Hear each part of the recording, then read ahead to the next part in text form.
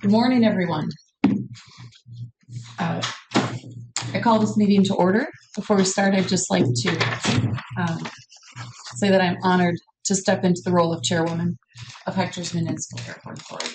And I want to start by thanking Hector's Airport Administration, as well as my fellow board members, for their service, expertise, and commitment to our airport success. With the parking garage, terminal expansion, and the rapid evolution of the aviation industry, we have an incredible opportunity to enhance passenger experience, strengthen our regional economy, and position our airport for long-term success. My commitment is to lead with transparency, efficiency, and a strategic focus on what's best for our airport, our community, and our future. There will be a meeting format change, which I have discussed with our executive director and vice chair. For an agenda item to progress to discussion, a motion and a second must be made first. After discussion has commenced, the motion will be restated or amended and seconded prior to the vote. I look forward to working alongside each of you as we move forward together. Let's get to work. Roll call. Shawnee. Here. Berg. Here. Cosgrove. Here. Capitan. Here. Here. Is there a motion to approve the minutes of January 14th MAA meeting, January 14th, 2025? Second. Roll call. Shawnee. Yes. Aye. Cosgrove. Aye. Capitan. Aye. Is there a motion to approve the minutes of the governance committee meetings? Motion. Second. Roll call. Shawnee. Yes. Berg. Aye. Capitan. If there are any questions about items on the consent agenda, a motion can be made to move the item to the regular agenda. Move to approve. Madam Chairman, item 6 on the consent agenda is the revised pay scale for airport equipment technicians. Understand the need for it. I was just curious, do we still have our position evaluation committee? Well, it disbanded. And I didn't see anything from our human resources contractor, Pro Resources. Are we not using them? She was involved in some emails, led us to the information that was in the summary that I had put together there with the comparisons from TransSource, Butler, Cummins, and the others. So that came from Pro Resources. Yeah, I mean, Okay. the source came from them, yes. All right. No, they weren't mentioned in there. And my only concern is John, can I just stop you for a moment? Yep. Would you like to move this to the regular agenda no, for discussion? I'm good. We'll leave it alone. Okay, all right. Madam Chair, I had a couple just questions on these, so maybe take them off the consent. Would be, M, Airport 1, and O&P, Voltaire Aviation. I know they got a presentation later, but I'd just like to understand. Okay, let's move those three items to the regular agenda under Or we can old. just answer the question now. So Airport 1 is was approved through the Flint annual budget that the board approved. Point of order. You made a motion. Well, my question is, I'd just like to find out where that is, what our contract is, and what they're doing, what we're paying them for. So rather than debate that now, let's just take those off the consent, pass the consent calendar, and we can discuss those. Should we move that under I would just take them, unfinished business or down to the bottom of the agenda? I just take them right after we take consent calendar. Okay, Move through it. I'm good with that. So we're gonna move M, O, and P to right after we finish the consent agenda. I'd second the motion to approve the consent. Is there, okay, first was Dr. Bashani, second is Mr. Berg. Is there a roll call, please? Rashani. Yes. Berg. Aye. Cosgrove. Aye. Capitan. Aye. Aye. So let's start with Airport 1. Yeah, I'm just, M. what is that? That's my question. Sarah, here. So Airport 1 is a It's been added to the bottom of our website, so people in real time can go in and do reservations right from Fargo. It starts with Fargo to any place. It goes right to the airline website. And I don't know, the data that we've been collecting on it since February 1st has been pretty remarkable. So it's a company that provides a fare engine for airports so that you can direct more traffic and generate more statistics about who's flying, where they're looking at. It's really good data that the airlines look at as well, as far as when people are looking to fly to Fargo, where are they looking to fly to? Time of day, who they are, and so forth. I don't know, Sarah, if you can add anything, I mean, come on. Yeah, so we launched it in February. Sarah, will you come up here so that we can hear you? Yeah.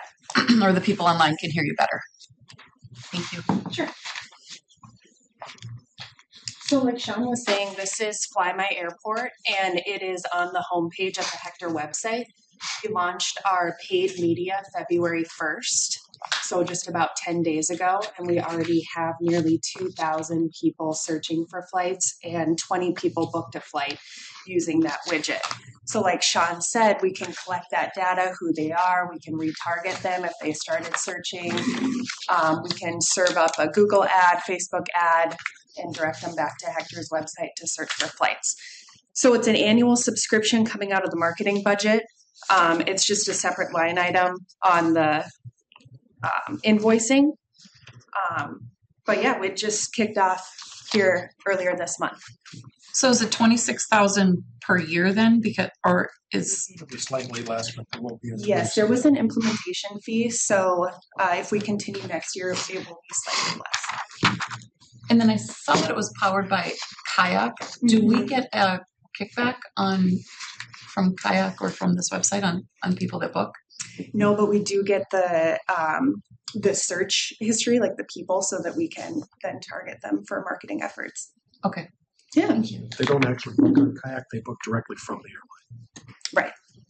Yep. Directly from the airline. Okay. I just thought it was powered by Kayak, which It is is, but it goes directly to the airline. I would move that we approve that. Second. roll call. Yes. Shelley, Bird, Aye. Cosgrove, Aye. Templeton, Aye. Heckman. Okay, I need to stop. Okay.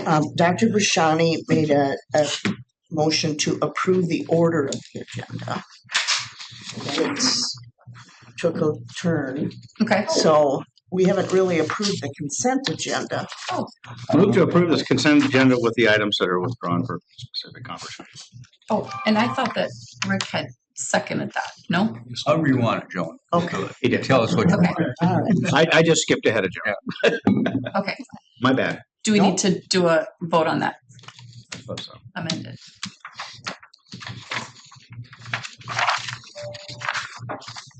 Should we do another vote then on the consent agenda order? What do you want, Joan? Well, Do we have to he moved to approve the Consent. order of the agenda, and then Mr. Cosgrove talked about item 6, and then you wanted the other two taken off. So we approved the consent, but we didn't approve the order of the agenda. Well, then Dr. Brashani made it. Pick one or the other. I screwed up. Yeah. No, you did not. You did not. So the motion on the floor is to approve the agenda. Order Now of we're the at- agenda. We did that. And then Dr. Brashani made a motion to approve the consent agenda, Except for the ones we took except off. for the ones that pulled off. So we just vote on that. Okay? Let's Yes. dot our Okay. T's.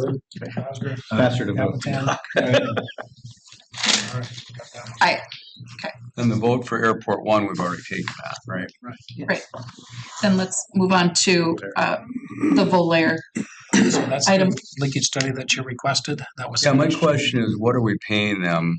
And, I see they have, I guess that's my real question, is what are we paying Voltaire? Okay, so the leakage study, whenever it's requested, which we'll talk about later, 1875 is the weekly Let's subscription. just back up on, so they're charging 17,500 the year end second quarter 2024, which is really last June. And so are we paying for, because I've only seen one a year. Is that what we're paying 17,000 for? That's correct.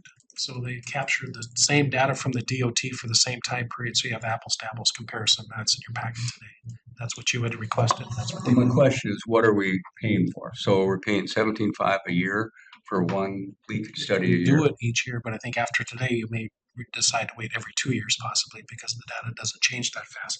So we're paying them $18.75 a month. That's what is in P for weekly data. So every night they go out and capture the airline data that Darren and I use along with the TSA and the airlines as far as what is the weekly capacity for our seats as it's projected out as the airlines change their So what seat decisions capacity. are we making from that data? Well, for us, it's for planning and everything else. I mean, it's how we can anticipate what our parking demand is going to be, what the demand in the terminal is going to be, what time of day the flights are going to be handling. Restaurant, gift shop, everybody uses that data that Darren compiles and puts together every week when we get that report. So we can anticipate what's coming in terms of traffic. Every night at midnight, they change fares and capacity. And that's what they capture for us. And we've been doing that for, I don't know, as long as I've been here. And just so I'm clear, so the 17.5 is for this leakage study. That's correct. They do it once a year. If you so desire to do it once a year. Most do it every 2 years. We decide to do it every year Well, why do we even do it? because you requested it. Well, I request on a quarterly basis so we could track it. I guess I'm just wondering if we're not using that, I guess we can approve this, but I just don't think we're We're getting, using it, but if you remember, Rick, the tempo of quarterly is not done. You can get it quarterly, but it's meaningless. So doing it annually, you can see year over year and what's going to be presented. There's not much change. Most airports are doing it once every 2 years. And Flint is using that information when you look at the 175 zip codes. If you take Becker County, okay, whatever percent of traffic goes to Minneapolis, whatever percent comes here. Do you target market into Becker County to get more people to fly to Fargo? That's what we're using the data for. right. And I guess that's my question is, if I look at our percentage, we have more leakage this year. Again, this data is 9 months late. But I'm like, that's really our focus for our marketing is how do we get more people that are fly out of Fargo. That's what they're doing. So I guess if this isn't legitimate data, then how do we measure our marketing effort? It's legitimate data. It's just that I understand there's two sets of data. Yeah. And I understand the daily data. But I guess my question is if the leakage study is not anything we can use to test our marketing, then what measurement can we use? Because we all discuss this leakage as low hanging fruit. If we can get 71 instead of 61 people flying out of Fargo, that's really impactful. So I guess my question is, if this isn't giving us that data, how do we get that data? it is giving us that data. It's just that you're not going to see rapid changes in the percentages year over year. Maybe over a couple of years you possibly would. But as I stated in the packet, the only thing that solves leakage is getting more seats in the market. If you don't have more seats in the market, leakage is going to continue because people are going to seek out if our flights are full. Right. That's what drives leakage Well, is more seats. I guess my question really was the 17 grand, and you've explained that. I still think we can talk about that later in the agenda. So I'd move we approve these. Second. There's been a motion and a second. Roll call. Rashani? Yes. Bird? Aye. Bosworth? Aye. Aye. Okay. Agenda item number 3 is the change order number 1 from Terracon Passenger Terminal We Project. approved the consent. Oh, that's already done. Okay. Regular. Okay. Number 7. Receive preliminary December 2024 financials. Move to approve. Following your new format is what I was just saying. Second. Is there a second? Okay. Any discussion? Do we have an update from Tana? Good morning. I will give you a quick update. The financials are pretty cut and dried for this month. For the month of December, just note that these are all draft financials. They're going to stay draft financials until the audit is complete. And the audit is starting this week or next week. So I'm not sure if they will be completed and we'll have an audit report in March or if that will be in April. But everything was great as far as the operating went. In your packet, you note that our one item of revenue was under budget, and that was parking, and it was about 200,000 less. And we've addressed that and talked about that for the last couple of months.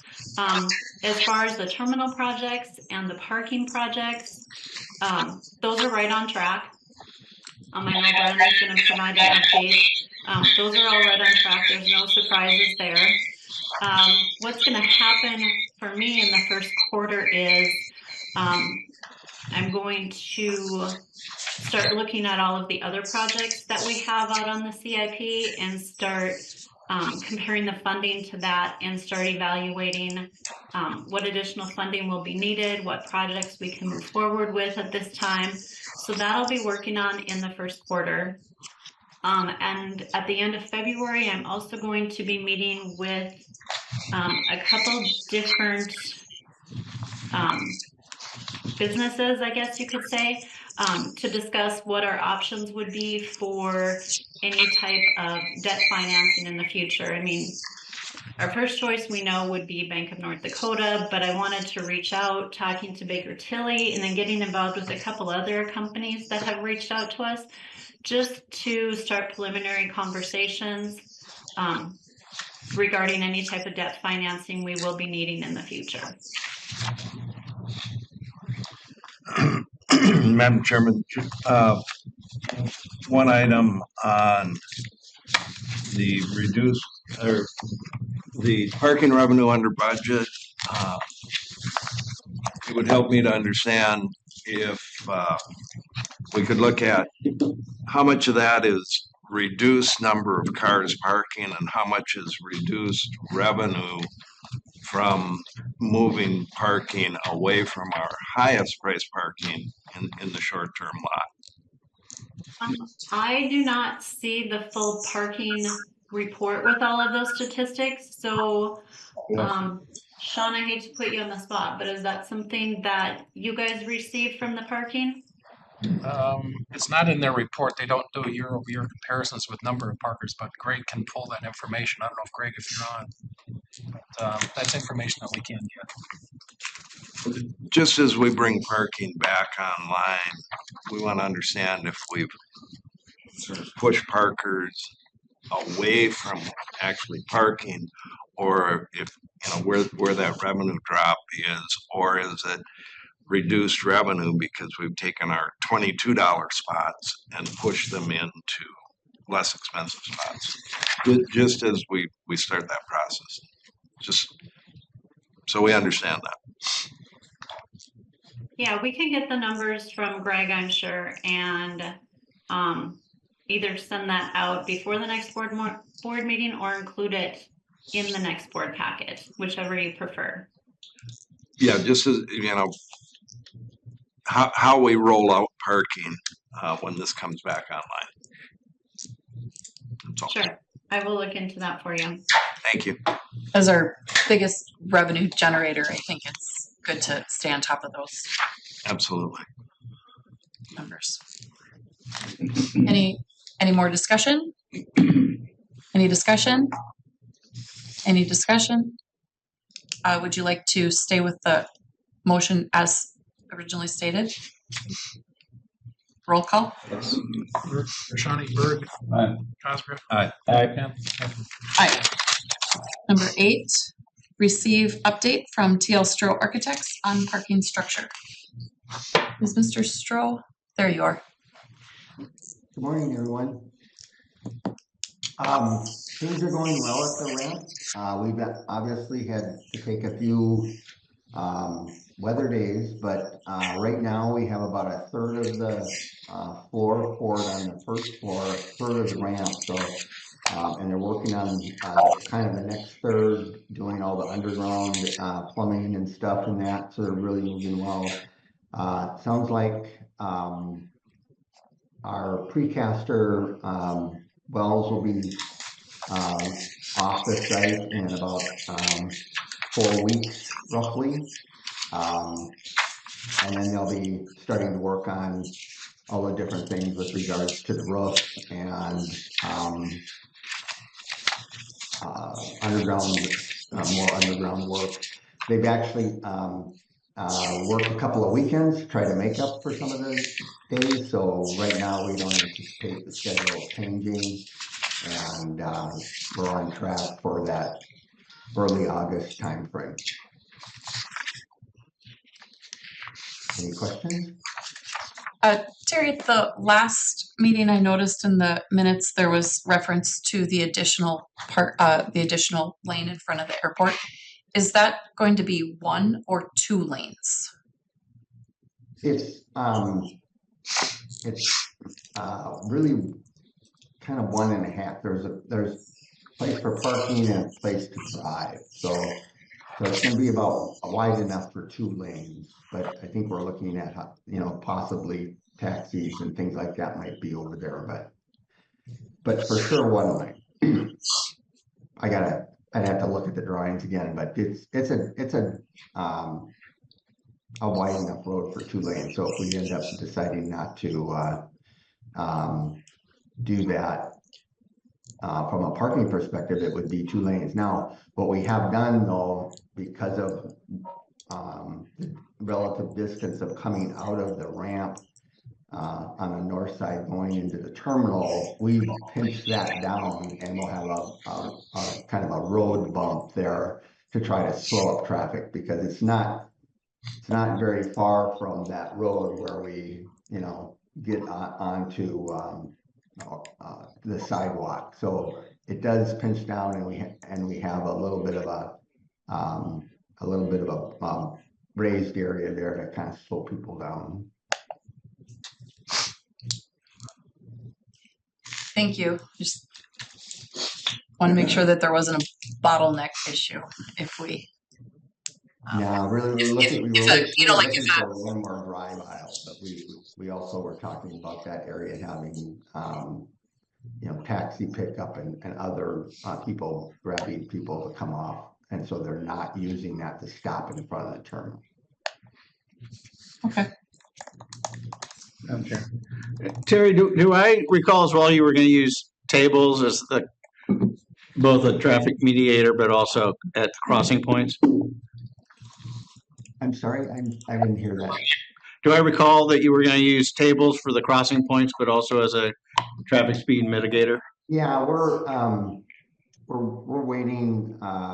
Mead and Hunt wants to wait until we're a little farther down the road to design it. But yeah, we'll probably be using some sort of a railing system that will only allow people to cross basically right where we cross now, in the middle and at the 2 ends. Yeah, that's exactly right. Yeah, so we aren't having people going across that road at different areas.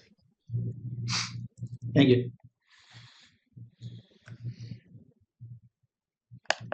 Is there any more discussion? Any more discussion? Any more discussion? Is there a motion to receive the update? No need. Okay, moving on to number 9. Receive update from Mead and Hunt regarding passenger terminal expansion and modification project. Brandon. Hey, good morning, everybody. So yeah, a lot happening out there. As you can see, despite the weather, we're still moving forward, getting the roof framing going on the north side of the terminal, exterior stud framing going up on the south side. As you can see, they panelize those, and then they're so pre-assembled, and then assembling those along the south side. The wood decking should be pretty close to complete, and then glue lamp for phase 5 it started this week and will continue on. And then, as you can see, they're putting temp roofing on to protect the decking until the permanent roof and all the other mechanical accommodations openings are put in place. The level 1 MEP, mechanical, electrical, and plumbing, the overhead work is going on. A lot of activity down there, as well as they have the concrete pours done. And then the back of house MEP work, mechanical, electrical, and plumbing work is starting. So that's what's going on out there. I'm sure if you are interested in doing a walkthrough, McGuff has been very open to stop in the trailer, talk to Joe Casper, and they can give you a walkthrough. That's as far as the schedule for the budget. We're doing very well, and I'll put it in this context that the addition is usually the one where we kind of know what's there. Once you get the foundations in. We still have a really healthy contingency set aside as we start moving into the existing building and we start opening things up. That's kind of the what we call the period of discovery. Things that may not have been anticipated. Leftover raceways and cables and things that have maybe been abandoned in place that need to be taken out at that time. So we have I think we all agree that we're in a really good position as we move into the renovation with the contingency to anticipate those things. Yeah, I think on the agenda here we have the 69 million, almost 70 million. And then we have the 77,000 in what we call change orders, but those are things that come along as we're reviewing shop drawings and details that come into play, and we're coordinating. Less than 1%. I think we're at 0.1%, which is really good. So that is the update on the budget. Any questions on schedule and budget update? So, Madam Chair, the target schedule date is January 26th, is that correct? That was January 26th for what? Rick? Sorry. Completion? Oh, the expansion. Completion. Oh, completion. Yes. Yep. Yes. Correct. Yep. So if there aren't any other questions, the next item that we were looking to talk about today was the baggage claim. So after our last meeting, I had talked to Joe Casper, and they're actually starting to get into those baggage claim, open things up, and ordering materials in April. So it would be good to make a decision on that one now. I think if we kicked it down the road any further, you'd be looking at missing their window when they're working in that space, and then they'd have to come back and possibly hit some rework in doing that. So ideally, the most efficient timing would be to make a decision on that at this meeting. So we're asking for a decision on that today. Brandon, and I know you can't offer a guarantee, but are you reasonably comfortable that doing that sidebar project will fit into the existing budget? Given right now, it would fit into the budget. Again, I appreciate you can't guarantee that, but just right now we're sitting well, so I don't see any concerns on that front. Okay, thank you. What is the decision? I guess that's my question. What's the decision that you're asking for? The decision is whether you wanted to move forward with these modifications in baggage claim or not. Right now, they're not in the contract. Right now, we have, I think, just to refresh everybody's memory. Yeah, but I know it's like we have. What's the decision? This is what's in the current base design. if you can see my screen. So we are changing all the casework and the rentals. Everything is getting repainted. The floors are getting redone. The ceilings, lighting is all getting redone. The glass railings in place. So that is what's currently in the contract. We got FIDS over here,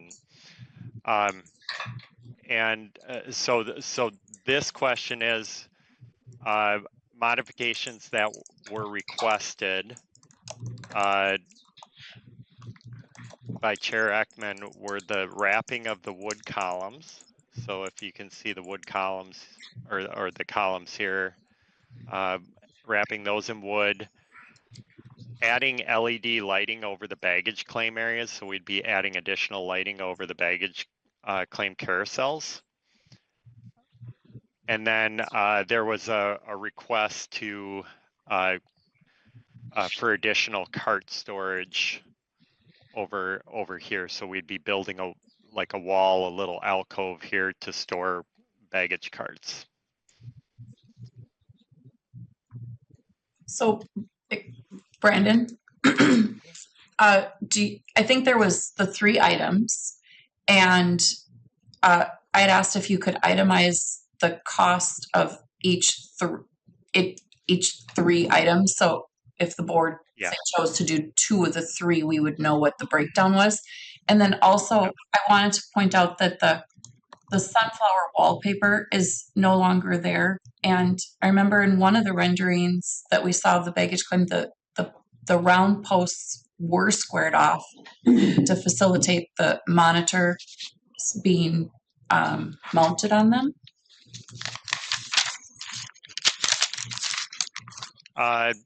Okay, I'd have to look back and see when or what that was. If that was earlier in the design, that might have been something that in the interest of staying within the budget, we went back with the existing column wraps.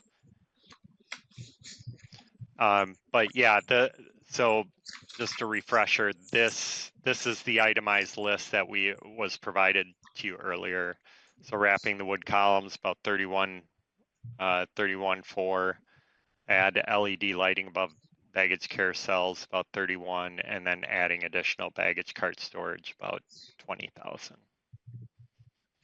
Brandon, did you have a recommendation?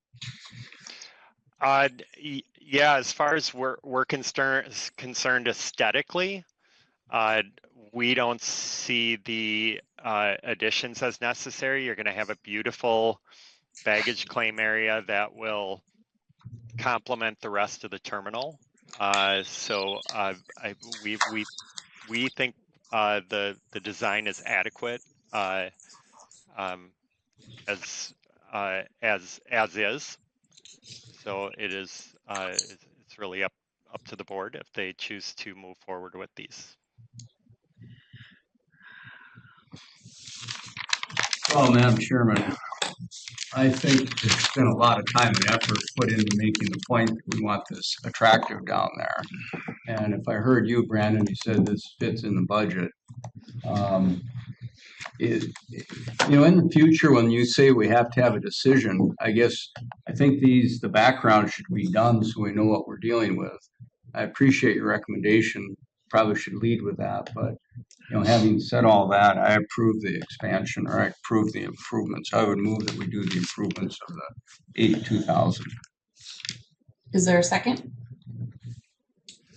Second. Roll call. Shawnee? No. Berg? Aye. Oscar? Aye. Jim? No. Aye. Number 2. Okay. Motion is approved. Okay, I'm sorry. I got ahead of you. Next on your list is the receive arts and amenities group roster. Okay. Yeah. So thanks for making a decision on that. We'll get these changes implemented into the drawings and get them going. So the other item that we have here is we've been working in the background on pulling together the Arts and Amenities Committee, and you have some very generous people in the community that are willing to donate their time to be a part of this committee. Just a rundown of the list. What we're asking for today is just approval from the board to move forward with this committee, and ask if there was a board liaison, appointing a board liaison too, which we can talk about here. But I'll just go down and read the committee. It would be Gina Malika, Mead Hunt. Natalie Anderson will be helping Gina out with this effort. The board liaison, I think in the background, we've determined that Paula would be the board liaison for this. Community outreach, we spoke with Shannon Full, who was elated to be a part of this effort. Michael Strand, who you guys have met, NDSU Arts Director that Dr. Brashani introduced us to. Really excited to be a part of this. Tanya with Artworks, who's been here since the beginning, is excited to be a part of this. Brad Bachmeyer was recommended by Tanya and Paula to be a part of this, which we embrace. He's with Paula. Can you tell me again who is he's with? Which he sits on a lot of committees, but he is the chair of the MSUM Arts Department. But he also has the experience of working with displays at the Minneapolis airport, which I thought made him a really unique addition to the community, or to the committee. For sure, yeah. And I think I think you guys have met him at one time. I think you might have been at one of the meetings. And then Sean and Darren, Sarah Flowers with Flint Group, and then Mara is our wayfinding accessibility specialist. And then between Jeff and Tana, just making sure that we're staying on top of the funding and sponsorships. So, any objections to the list, or concerns or questions?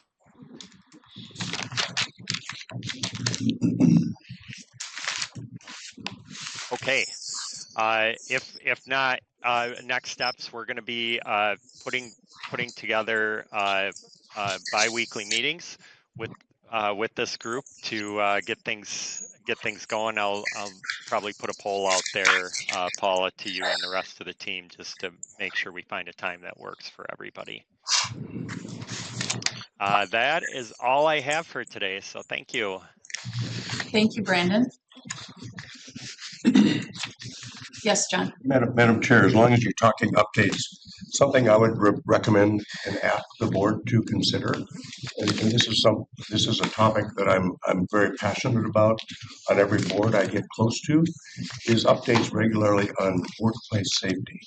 Are there any injuries or deaths in the workplace? I just think that's critically important to track them publicly and to always have that on the front burner. So if ever you can indulge me and consider that for a future agenda item routinely, to just have safety updates, I'd appreciate it. I think the community would too.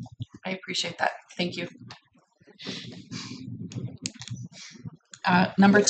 If I could interject on that quickly, that is a line item subject we go over every week at the job meeting. Good for both sides. First time, as a matter of fact. So we would like to know how you heard, but it is I think it's usually the first item we do for every job meeting every week. So I appreciate the question, John. Thank you. Number 10, receive communication from Group 2 LLC regarding the South GA hangar renovation. Approved 25-year ground lease, subject to conditions. Come stand right here so that we can. Do you have a motion? You can do the discussion. Number 9. Yeah. Number 10. Do we have a motion to? I'd move we approve the ground lease. Second. Okay. Roll call, please. Or no, we'll move to discussion. Okay. Thank you. Well, I guess the question is really, you know, kind of where you guys at. I know you sent some information out, where you guys at in the construction process. And, you know, you mentioned contingencies in this motion. I don't know what those are, Sean.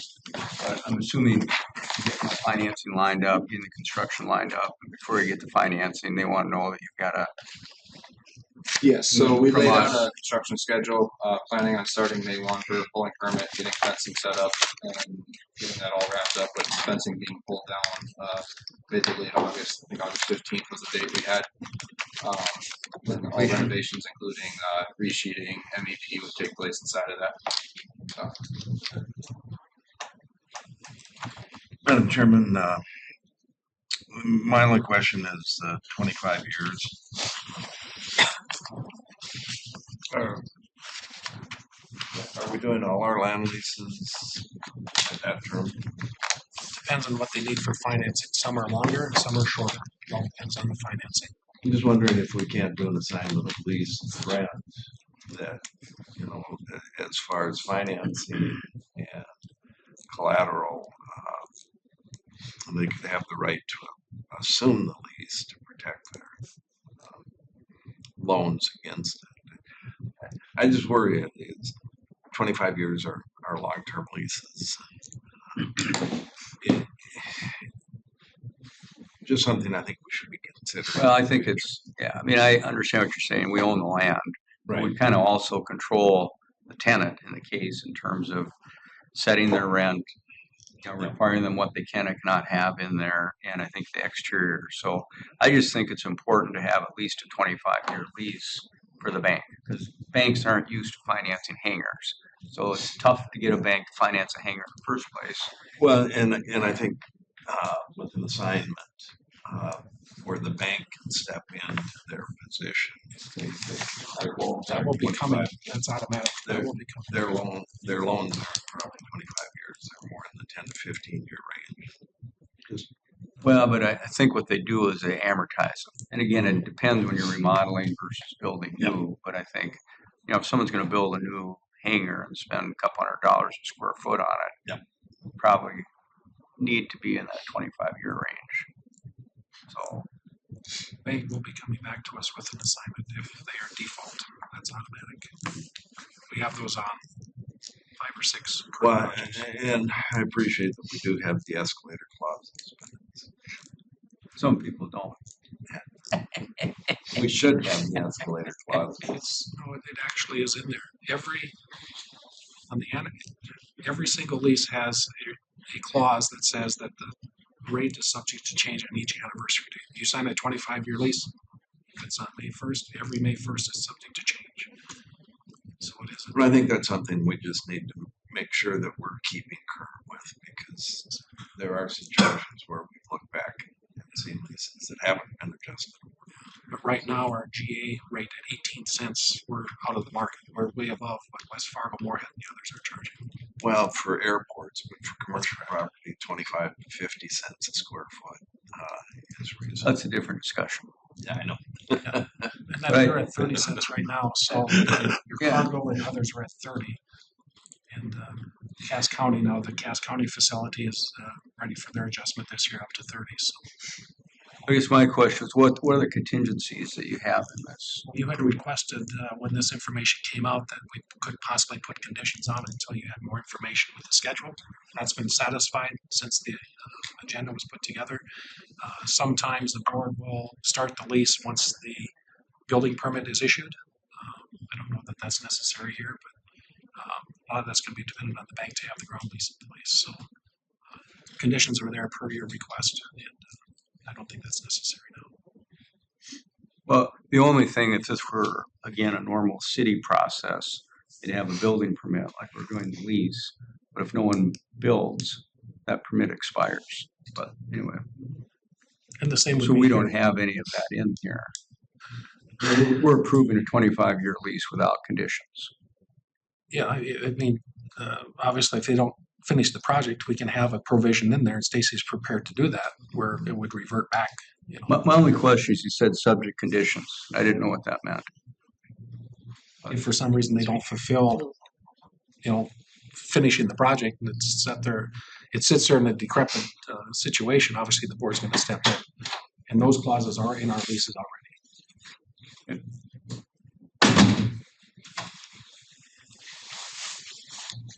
Any more discussion? Any additional discussion? Any additional discussion? Are you prepared to stay with the original motion? Sure.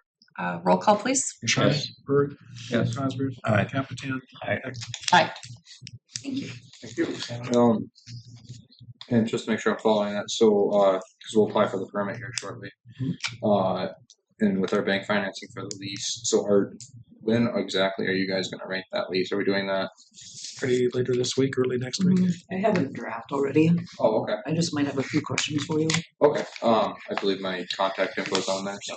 Alright, thank you guys. Yeah. And Let's see. before you go, can you just state for your name? Oh. Adam Stone Street with Route 2. Thank you. Yeah. Number 11, receive leakage and retention study. It was in, I think I emailed it out separate, but Mike was not able to join us today. He's at a network planning conference. So he just put together just a few quick slides to compare the data that he pulled now as compared to the same data he pulled a year ago. It's like 10 slides, so it'll go really quickly. And as he indicated in the narrative that was sent out to you, there really wasn't any significant increase. The biggest increase was the number of people per day each way within our zip code area there that you see on the board. That increase from 2012 to 2146, so a 6.6 increase in the number of people that sought passengers. That's the total number of just right there. So that's the total number of passengers per day each way within that 175 zip code area, number of domestic and number of international passengers. If you go to the next slide, you'll see that we captured 1,429 of those and 120 of the international passengers. Others went to other airports. So 6.6% increase in the number of passengers per day each way. And so it increased 1,429. So that's what that So what was the number, what was the total number of people in that in 2023? Because I think that whole population increased as well, right? It was 2012.7. It increased to 2,146. So just over 160. It was 1334 before, now we're at 1420. I guess my question was how many people are in that geographic area? I mean, that's kind of what we're trying to do is capture a higher percentage of those people. And the people, the population is growing, so these things will naturally increase the numbers. 175 zip codes. So was that increased from the 2023 study? I think they use the same. Same number. Same number. That population obviously went up. That's It looked like the leakage stayed consistent with the population growth. So like the boarding's up, but the population's is up. So we're still at the same approximate number for leakage. Yeah, there wasn't really any significant change in the last study. But Flint has this information. That's what they're marketing to. They're looking at each of those counties and each of those cities in there to find out how to better target, whether with digital marketing or radio, whatever it might be, to encourage them here. Well, and I would argue that our marketing's not working. I mean, this was the one thing for me personally that if you can't measure it, you can't manage it. And it was the one thing that we said, okay, we were told this is where we can manage. This is that leakage study. This is where we're losing. This is the easiest way to get people to fly from Fargo rather than driving 5 hours to Minneapolis and 5 hours back. And so when we approved our new marketing plan with Flint, I thought it was really clear that this is going to be a statistic that we watch. And then we were told at the time we could get it quarterly. Now, we didn't get it quarterly. And so the challenge I have is it's kind of meaningless if we're getting this in February and this is from second quarter of 2024. So how do you know if we do an all-out campaign in December to pick up this people that aren't flying, whether it worked or not. So I guess I'm just looking for something that we can measure that. And maybe we spend $300,000 more on marketing this quarter to drive that up. But it's, that's kind of my, Keep in mind, this is the most recent DOT data. There isn't any more recent data. This is the most recent DOT data that's available. And Mike explained that the last time. The next quarter will come out sometime in the next couple of I months. appreciate that. My question is for Fargo, if we're collecting all this data daily, it seems that we should, I don't know, it just seems that there's such a disconnect there. And I'm like, why is this even valuable to us if we're not going to try and increase the number of people that fly out of Fargo? So, Yeah, well, we've had 9 consecutive record months, and I think January of this year is going to be another record month. So we are increasing each month. But as Mike Lum or anybody from me not in the air service world is, to address leakage, you have to have more seats in the market. well, and yeah, we've got a growing population here. And 10 years from now, hopefully it's going to continue to grow. We've had airline tickets go down. I don't have an answer, but I'm asking someone to help figure this out on how we can measure and improve on this leakage. I guess maybe that's the question. How do we improve on the leakage? So, More seats in the market. So Mr. Lum is not here.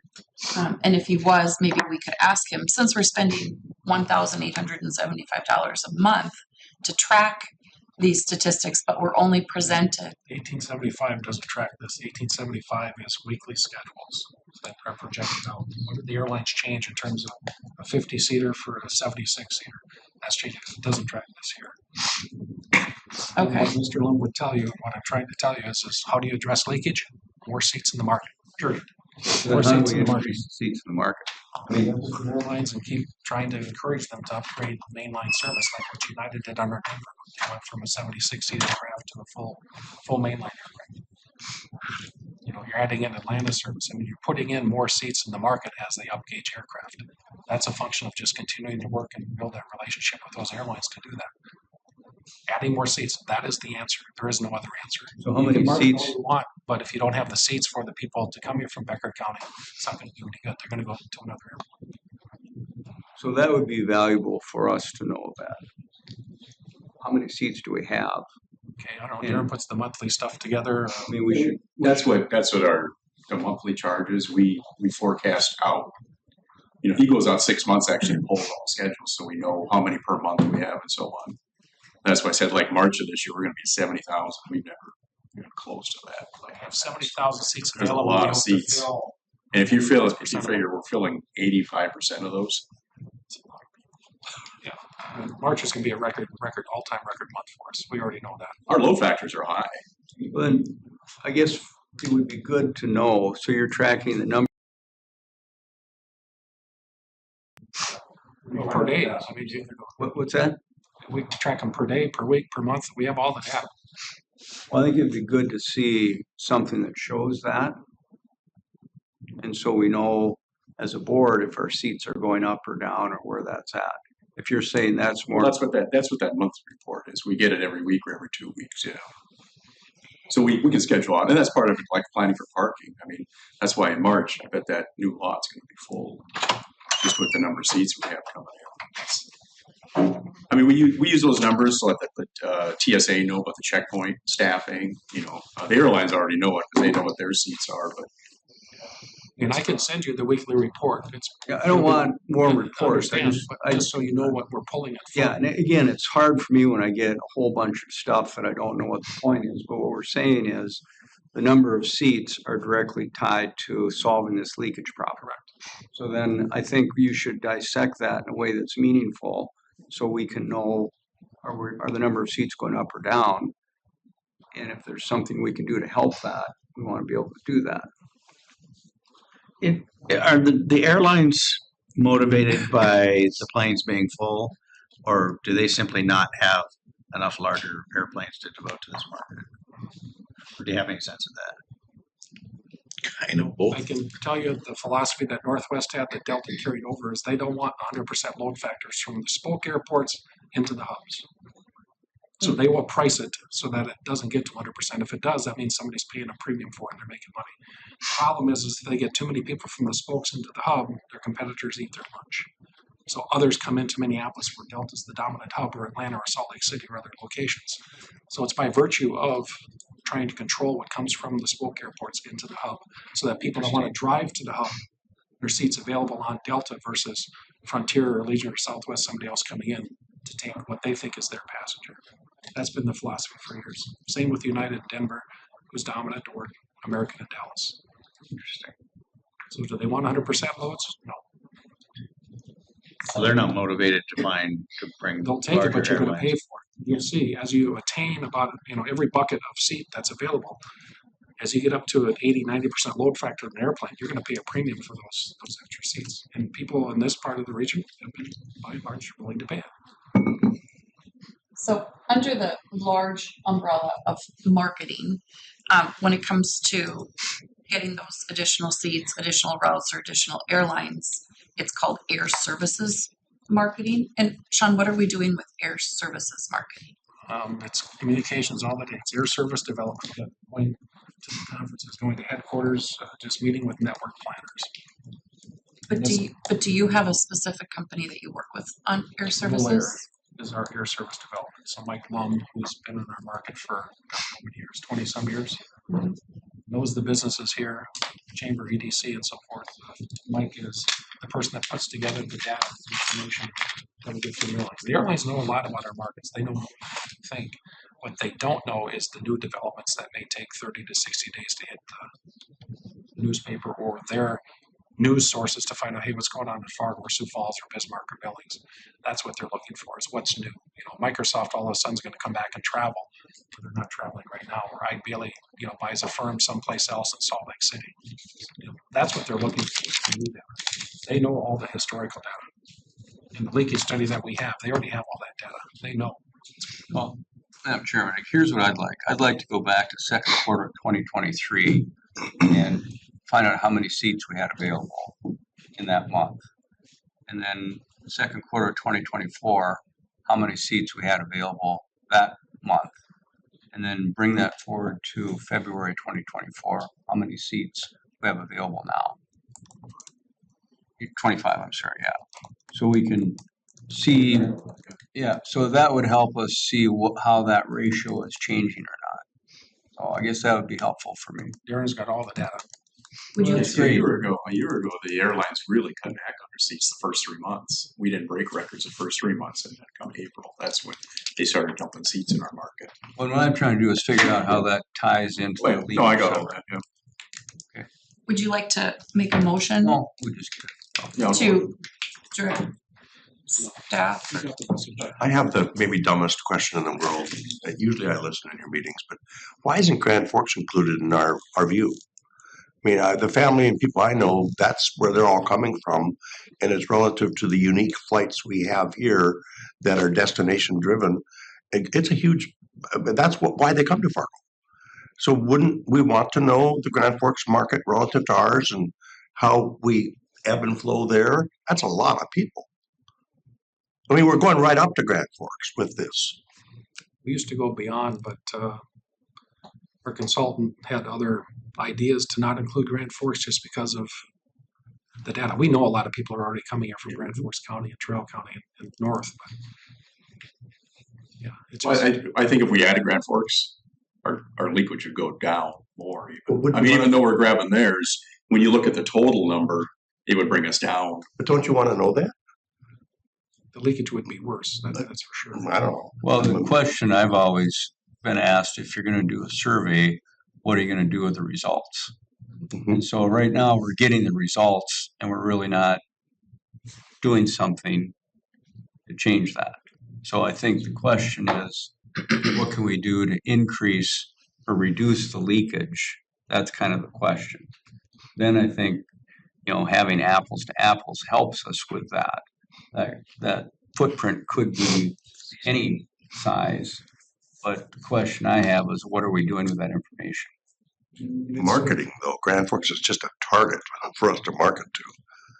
And it's marketing, Rick.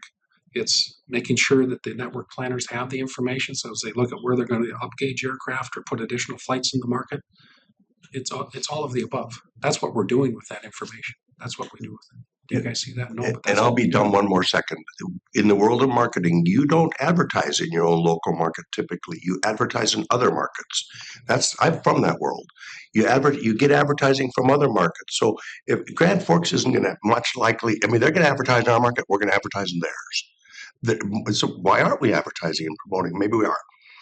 But you go to other markets to advertise and promote. Outside markets. Grand Forks is the biggest target we got around here. Well, what we're saying though is we don't have the seats to take more people. Correct. So then that's the problem. We got to have the seats to market to increase the people that fly out of Fargo versus other markets. I'm not disagreeing with you, but grow the seats with marketing.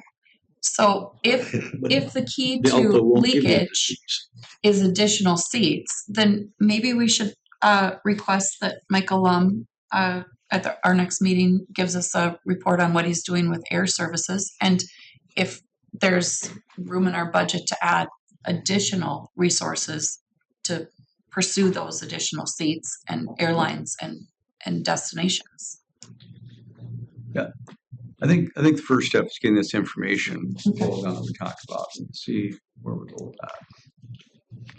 It doesn't happen overnight. I mean, network planners right now are probably looking at late summer, early fall schedules for 2025. They've already pretty much locked down through June, early July. Now they're working on the fall schedules. And it's getting in front of them the information to the network planners assigned to your market to say, here's what's going on in Fargo. The problem is yes, they can make money here.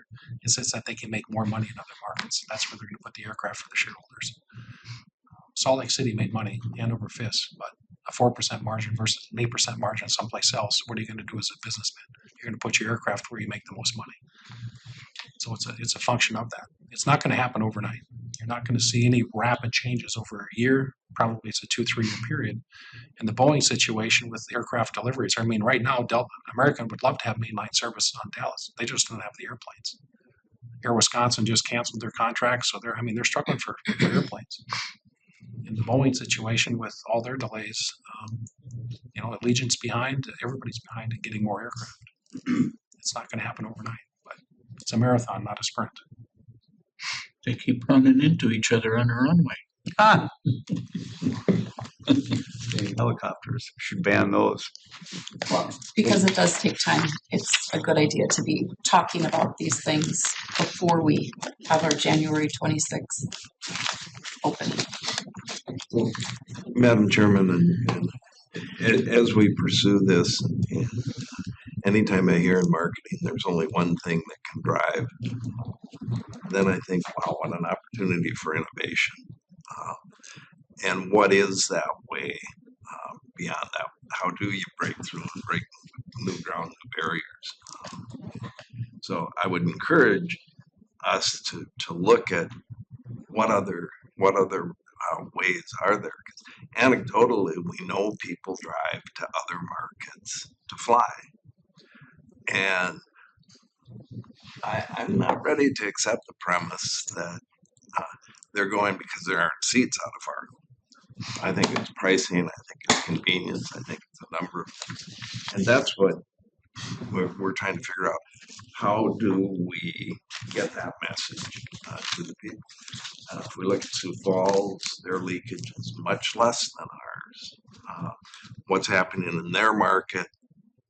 What are they doing differently? Maybe it is all external factors that we can't influence, but I think we need to at least attempt that. One question that was asked with parking, and as we're going now to all credit card parking, our parking vendor knows the zip code of every car parked out here. And that becomes a market to tell us where people are coming from and should we be looking at those markets. And so I would just encourage us to be very aggressive and look to other ways to make these determinations. All we can do is if we sit and wait, we can certainly sit and wait, but I would rather that we be a little more aggressive. And Rick, I agree with you. If we can't change anything, if all we're doing is accepting what the airlines give us, then let's get out of the marketing business. Let's not waste that money. Any more discussion? Any additional discussion?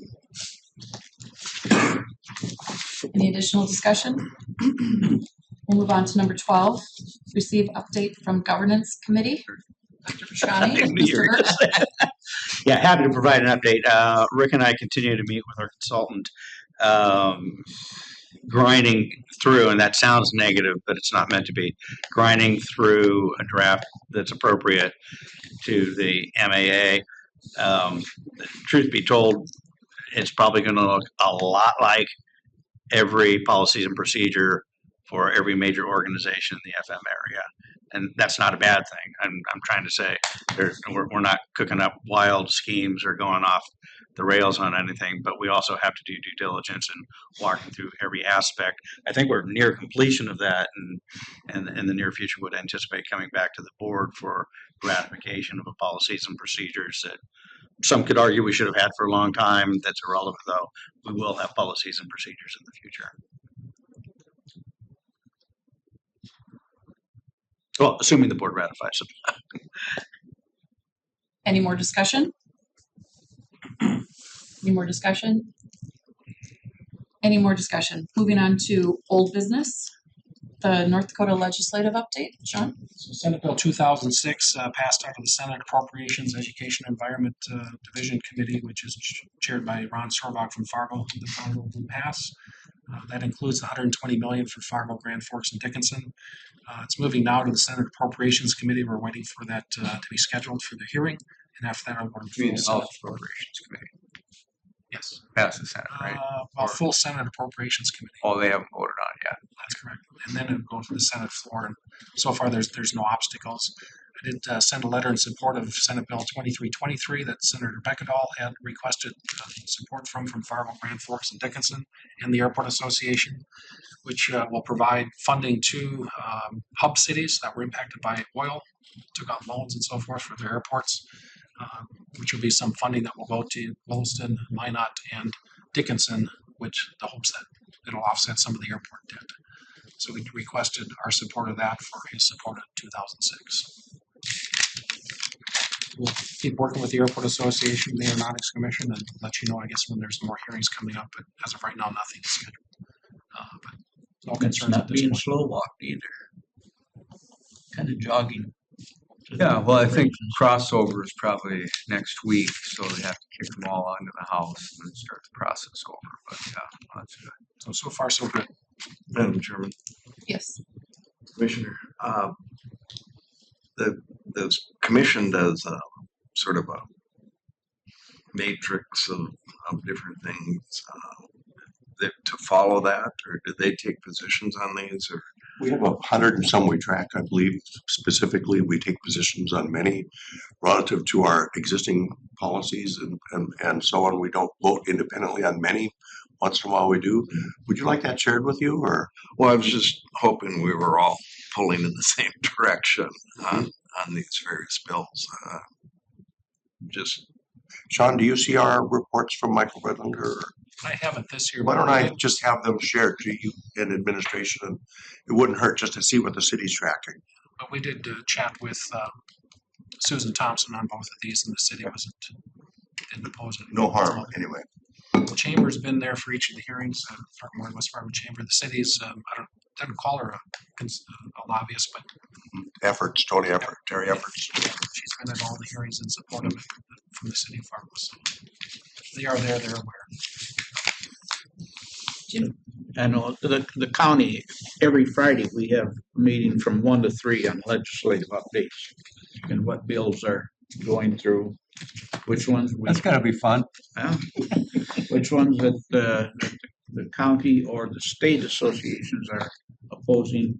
We have the county meeting from 1 to 2, and then the state meeting from 2 to 3. Of which bills we're watching, which ones we're opposing, that type of thing. So We might have 1 or 2 or 3, but just makes sense where it has a position consistent. Or if we are in opposition to the county or the city, then we understand why. Do we ever do anything with the Secretary of Transportation? In terms of Correspondence or work with him, or just FAA? once in a while through the American Association of Airports or the Airport Association, we'll send a letter, but it's been a while. But Duffy will be good in that. Yeah, so he's from Wisconsin. Yeah, well, served with him. Might be good to send him a congratulatory letter. We're waiting to hear who the replacement is for Shanetta Griffin. She's called ARP1. Just waiting for that announcement to be made, along with who the new FAA director will be. Is that a political appointment, FAA director? Yeah, Whitaker resigned. It's a 5-year commitment, and they don't change with presidents, but he decided to resign, and he was really good. And the same with the TSA, head of the TSA. They're waiting for that position to be filled as well. But they'd all be under the Department of Transportation. TSA is under Homeland Security, Christy Noem, and the FAA is under Duffy. Excuse me, Sean, you had sent some information out to your board and others about the federal actions lately, and as I think I heard you say, the import's not impacted? We're not. The only thing we're waiting for a grant is a Grant 63, Jeff. They haven't issued that. They've kind of put a stall on issuing new grants, but if we were under grant, none of that impacted any of that. And our future funding is solid at this point still, probably? Liquid. It's not. We're waiting to see. There's some discretionary money that we're still waiting to hear on. We don't know about, and then we may apply for another ATP grant, Airport Terminal Project Grant. And at one of the upcoming meetings, we'll be talking about in the current project, we're supposed to rehabilitate boarding bridges, the existing boarding bridges that we have. One that we're going to take control of that Unify has right now, the Delta Bridge. The boarding bridge like a jetway thing? Correct. And there's a X amount of cost to refurbish those bridges, which is not eligible for any federal money. We're not eligible to get that recovered in a PFC, but for slightly more, we can get brand new bridges and then put in for an ATP grant. And I think we're leaning towards getting all new bridges to do that. And then we'll have a chance. And I know Senator Hoven's looking for more opportunities to ask for additional funds for us. That's the way of doing it. So it would cost a little bit more, but what are we talking in round numbers? Do you guys remember like 800-some thousand to refurbish a bridge? Well, I was but for a new bridge was 800-some thousand. Refurbished was about 500. But you still got an old bridge. If we could get, 50, 60 million shifted from Chicago O'Hare over here, that would help. So the philosophy is the new bridge has value. The bridges that are out there now have value. So what's the trade-in cost Someone would plus buy the them. new? Someone There's a would company that may take them. Yeah. So anyway, that ended up becoming another meeting. We're working with Joe and meeting out on that. And I think it just makes more sense. Regardless, if we get new bridges, we can recover that through the PFC at some point. Where refurbish them, we can't recover a penny. Okay, that's all I have. We're done. Madam Chairman, just one other thing on legislative issues, since we do have former state legislators, former capital, that if there is testimony to be had, our chairperson or Rick, I prevailed upon you to say, could we provide testimony? And again, in coordination, if the city is going out to testify, that we coordinate and present a united front there in any of our requests or testimony given. So just so we are aware of that. Yeah, kind of the key, not to belabor it either, but if it passes without amendments out of the Senate, comes over to the House, have the hearing in the House, and passes without amendments, we're in really good shape. Yeah. If the House amends it, reduces the fund or something like that, then it'll probably end up in a conference committee. And, public testimony can't be in the conference committee, but that's also a real opportunity for us to lobby those people that are on the conference committee. So it's kind of like smooth sailing right now. It's almost like you don't want to change anything. Whoever is getting it through the Senate's probably doing a good job.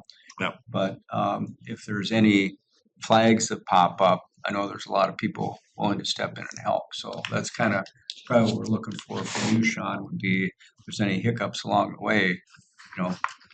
Senator Meyer from Grand Forks is the one that's carrying it on the Senate side. Scott Meyer. Yeah. He's been really good to work with, so.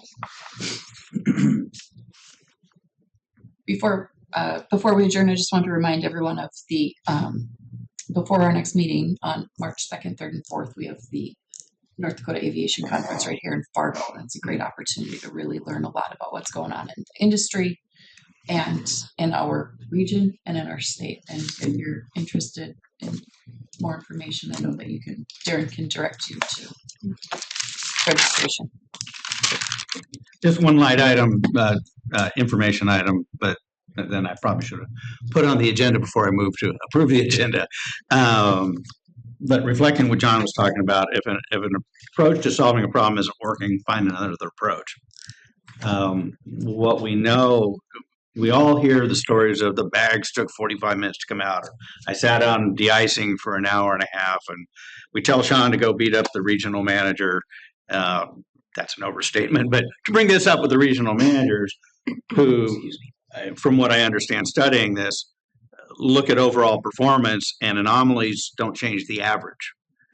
And so they say, we're hitting our parameters, so it goes nowhere. We send Sean back again, same answer. Well, that was horrible, but we hit our parameters.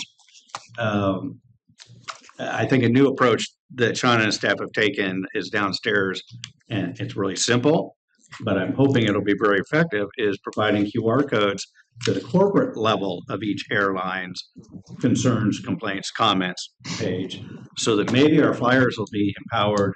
If they're upset, they'll be reporting it to someplace where it could actually influence a change in the behaviors of the airlines. Obviously, our regional managers, I'm not criticizing them, they're doing their job like they think they should, but when you sat there for 45 minutes waiting for your bag, that's not how you feel.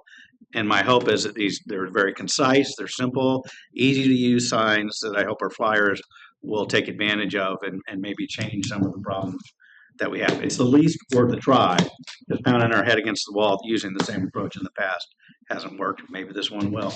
So I want to compliment Sean and his staff for producing those. If you see they're on every luggage carousel, you can't miss them. And that's when people are standing around griping about how long the luggage is taking. They're going to look at those signs and go, hey, maybe I could fix that. So compliments. Are we meeting with them now? Yes. As soon as we conclude here, Yep. a couple of the managers are here. I don't know if the other ones are coming. And Madam Chair, in relation to the state association meeting, I was signed up to be there, but I find I'll be in DC at a legislative conference from February 28th through the 5th. So I'll miss this again. Madam Chair, I'd like to also welcome you as chair to the board on behalf of the city and thank Jim Capitan for his service as chair this last year. You guys have been doing some remarkable work, all of you board members. But just think what you're going to look back on down the road is what you've all been doing the last few years and the tangible, visible results. So thanks for your service, both of you, and I look forward to working with you anyway when I can help. Thank you, Commissioner Strand. Is there a meeting to adjourn or a motion to adjourn? Well, one other thing, that if there is anything that I can bring forward, because I'm chairman of the National Association of Aviation and NACO, so if there's anything I can bring before them, because we're a subcommittee of the Transportation Committee, and if there's something I can bring before them that would help us out or help airports out, period, let me know. Get it to me. Okay, meeting adjourned.